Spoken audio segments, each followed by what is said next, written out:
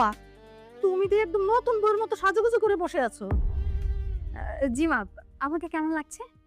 তোমারে কে বলছে সাজতে? আরে আমার দেবরের বিয়ে, আর আমি একটু সাজগোজ করবো না? আমি তো বরযাত্রী যাব মা। আচ্ছা, সাজ কি একটু বেশি হয়ে গিয়েছে? একটু কি কমিয়ে দিব? খারাপ লাগছে দেখতে। আমি তো তোমাকে আমার রাফির বিয়েতে বরযাত্রী হিসেবে যেতে দেব না, তুমি বাসায় থাকবে। কেন মা? আমার দেবরের বিয়ে আর আমি যাব না? বাসায় থাকবো? আমি কি কোনো ভুল করেছি মা? আপনি কি কোনো কারণে আমার উপর রাগ করেছেন? তোমাকে নিয়ে যাব না কারণ তুমি বন্দা। আমি জানি তোমাকে এই কথাটা বললে তুমি কষ্ট পাবে। আগের দিনের মানুষরা বলতো, যেই নারীর বাচ্চা হয় না বন্দা, আর যেই নারী অল্প বয়সী বিধবা হয়, তাদের না কোথাও শুভ কাজে নিতে হয় না। তারা যদি কোনো শুভ কাজে যায়, সেখানে না অমঙ্গল হয়। তাই আমি চাই না আমার ছেলের বিয়েতে কোনো রকম অমঙ্গল হোক। একটা কথা কান খুলে শুনে রাখো, আমার ছেলের বিয়ের আয়োজনের মধ্যে তুমি দূরে থাকো। মা, তুমি এসব কি বলতেছো? আমি যা বলছি না একদম ঠিক কথা বলছি।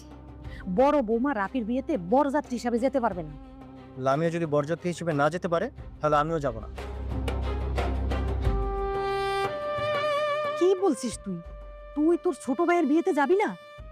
আমার বউ তার দেবরের বিয়েতে যাওয়ার জন্য সেই দুপুর থেকে সেজেগুজে বসে আছে, আর তুমি এখন বলতেছো তাকে সে বিয়েতে যেতে পারবে না। আমার বউ যেখানে যেতে পারবে না, সেখানে আমি কিভাবে যাই? তোমরা যাও, আমি আমার ছোট ভাইয়ের বিয়েতে যাব না। না, তুমি বিয়েতে যাবে। আমি যাব না লামিয়া। তুমি যদি বিয়েতে না যাও, তাহলে তোমার ছোট ভাই ও অনেক কষ্ট পাবে। আর তাছাড়াও তুমি বিয়েতে না গেলে আত্মীয়স্বজন নানান ধরনের কথা বলবে। আর আমি চাই না এরকম একটা খুশির দিনে আমার কারণে বাড়িতে কোনো প্রকার কোনো সিন ক্রিয়েট হোক। তুমি যাবে। তাড়াতাড়ি চলে আস। আচ্ছা, যেখানে তুমি যাবে না সেখানে আমি কিভাবে যাই? না, আমি যাব না। তোমাকে যেতে হবে, আমি বলছি, তাই তুমি যাবে। কিন্তু লামিয়া, শোনো, আমি কোনো কিন্তু না, আমি বলছি তো যেতে। যাও। আচ্ছা, তুমি থাকো তাহলে।